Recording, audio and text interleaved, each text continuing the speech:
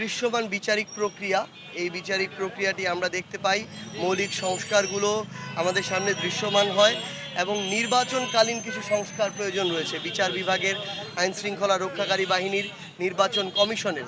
এগুলো সম্পন্ন হলে এপ্রিলে নির্বাচন নিয়ে আমাদের কোনো দ্বিমত নেই, কিন্তু তার পূর্বে এই নির্বাচনকালীন সংস্কারগুলো নিশ্চিত করতে হবে, বিচারগুলো দৃশ্যমান বিচারিক প্রক্রিয়াটি নিশ্চিত করতে হবে, মৌলিক সংস্কারের দৃশ্যমান অবস্থা আমরা দেখতে চাই।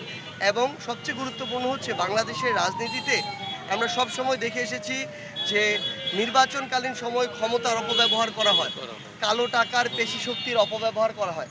আমরা এই অভ্যুত্থান পরবর্তী বাংলাদেশের এই নির্বাচনে আমরা লেভেল প্লেয়িং একটি ফিল্ড দেখতে চাই, যেখানে ছোট দল হোক বড় দল হোক সবাই তাদের জায়গা থেকে স্বচ্ছ এবং এই সুষ্ঠু একটি নির্বাচনে একদম স্বয়ংক্রিয় এবং স্বয়ংসম্পূর্ণভাবে এই নির্বাচনগুলোতে তারা অংশগ্রহণ করতে পারবে। এবং তারা যারা তুলনামূলক এখানে বিভিন্ন ধরনের সবার পেশি শক্তির কথাই বলি আর অন্য যাই বলুন না কেন, রাজনৈতিক শক্তি সাংগঠনিক শক্তি সমান নয়, কেউ যেন কারো দ্বারা এখানে ক্ষমতার অপব্যবহারের শিকার না হয়।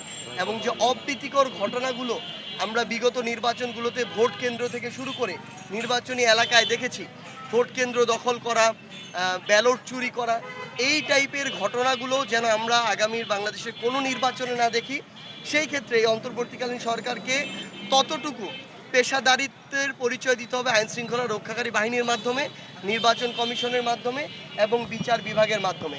এই সামগ্রিক প্রক্রিয়াগুলো যদি একটি সুন্দর পর্যায়ে পৌঁছায় তাহলে এপ্রিলে নির্বাচন নিয়ে আমাদের জায়গা থেকে দ্বিমত থাকবেন। যারা এতদিন ধরে ফ্যাসিস্ট যে আওয়ামী লীগ ছিল, ফ্যাসিস্ট হাসিনা ছিল, তাদের যারা এমন দোসর ছিল, যারা তাদেরকে ফ্যাসিস্ট হয়ে উঠতে সহযোগিতা করেছে এবং গুরুত্বপূর্ণ স্টেক হোল্ডার হিসেবে ছিল, তাদের সামগ্রিক বিষয়গুলোতে অন্তর্বর্তীকালীন সরকারের আমরা কঠোর হস্তক্ষেপ চাই এবং এটা আইনগত প্রক্রিয়া যেন হয়। আমরা এই বিষয়টি অন্তর্বর্তীকালীন সরকারের সামগ্রিক যে স্টেপ এবং পদক্ষেপ কী নিচ্ছেন তারা, আমরা এই বিষয়টি অবজার্ভ করছি। আমরা বিশ্বাস করি যে তারা অন্তত এই সকল প্রশ্নে তাদের জায়গা থেকে তাদের শক্ত অবস্থান সবসময় তাদের কাজের মাধ্যমে ব্যক্ত করবেন। আমরা আত্মপ্রকাশ করেছি, কয়েক মাস হয়েছে, জাতীয় নাগরিক পার্টি এখন তাদের জায়গায় সাংগঠনিক যে কার্যক্রম এই জায়গায় গুরুত্ব দিতে আমরা আমাদের জায়গা থেকে সর্বোচ্চ গুরুত্ব দেওয়ার চেষ্টা করছি।